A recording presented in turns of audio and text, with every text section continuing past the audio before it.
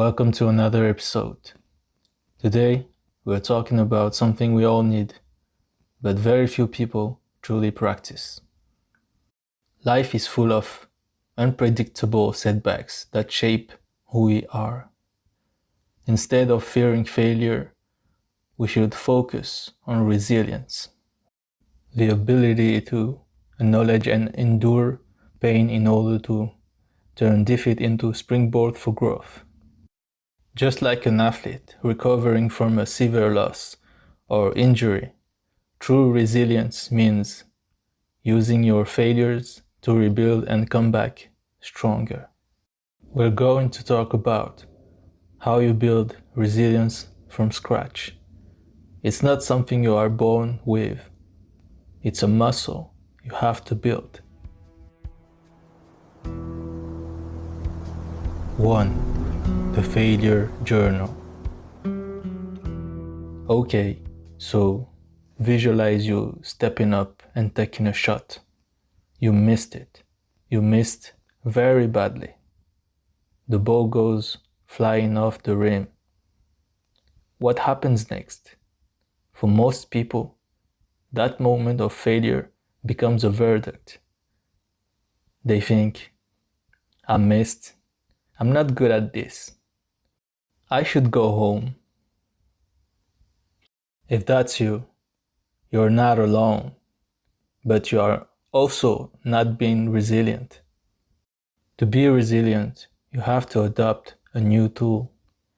You need to keep a journal where every setback becomes a lesson.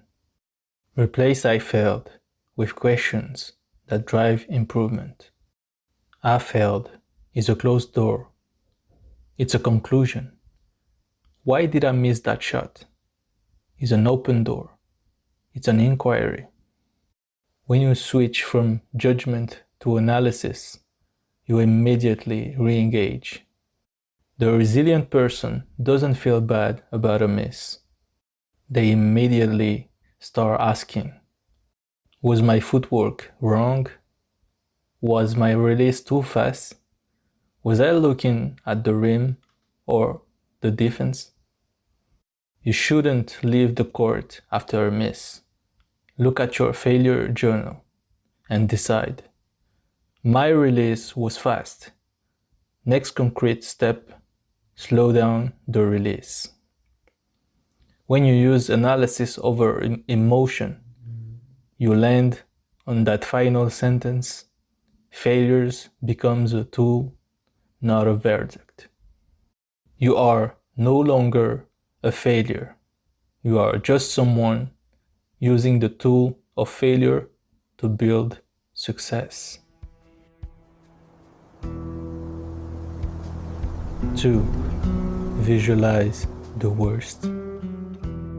So, you're practicing, you are analyzing your misses, and you are building a process. But now, another threat emerges: anxiety. You are not alone on the court anymore. Now, there is an opponent, or a championship game. The pressure is on, and you are paralyzed by fear. The next strategy presented in the title seems counterintuitive, almost dangerous. Visualize the worst. We're often told to think positive and only visualize success. But the resilient person is a realist. They know that fear is inevitable. They don't ignore it, they neutralize it.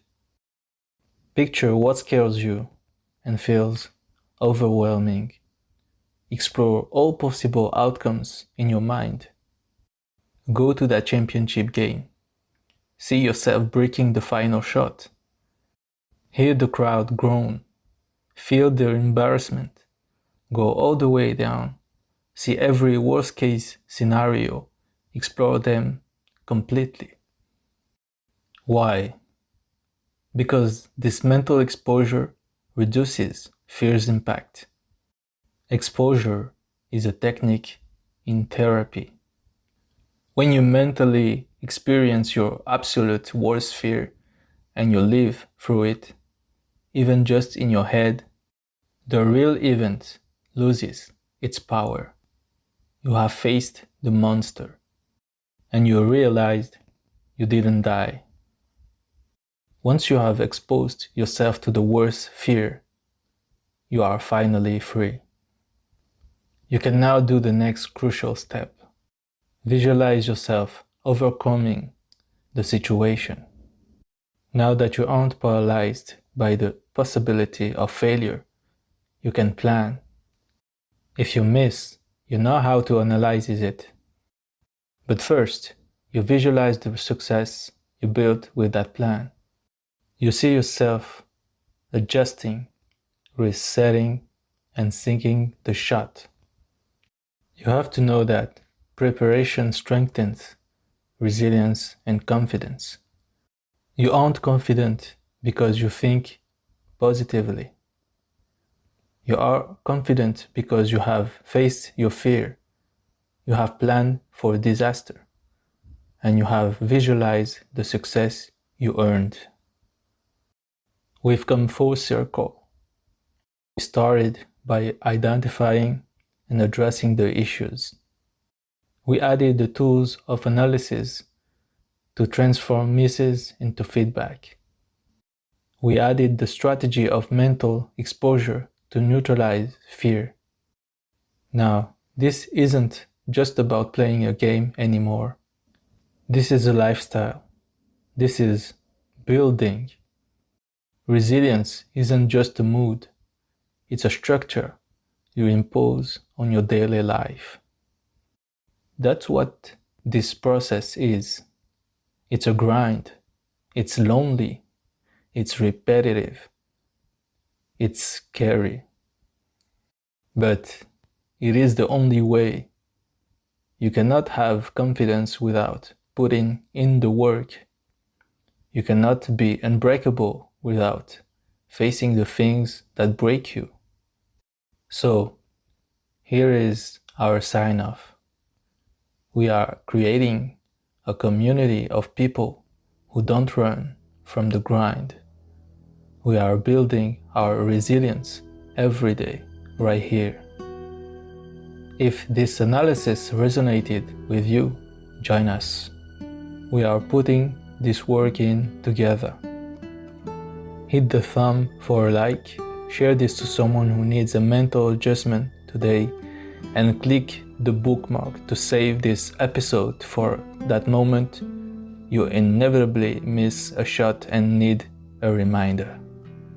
Join the grind, and I'll see you in the next one.